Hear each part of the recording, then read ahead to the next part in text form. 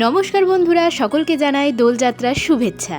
আনুমানিক প্রায় ৩০০ বছরেরও পুরনো এই কল্যাণী ঘোষপাড়ার সতীমাতার দোল পূর্ণিমার মেলা। বাংলার বিভিন্ন প্রান্ত থেকে পুণ্যার্থীরা ছুটে আসেন এখানে নিজেদের মনস্কামনা পূরণের আশায়। প্রতি বছরের ন্যায় এবছরও ভক্তদের সমাগম পরিলক্ষিত দোল পূর্ণিমার আগের দিন। এখানে আসতে গেলে কল্যাণী স্টেশনে নেমে ৪ নম্বর প্ল্যাটফর্ম থেকে কল্যাণী সীমান্ত লোকাল ধরে এই ঘোষপাড়ায় আসতে হবে।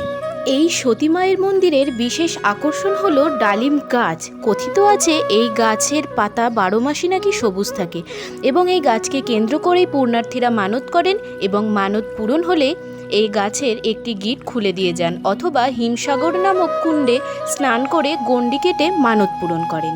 রাস্তার দুপাশে মেলা বসেছে, এছাড়াও রাত্রিবেলায় বাউল গানের আয়োজনও রয়েছে।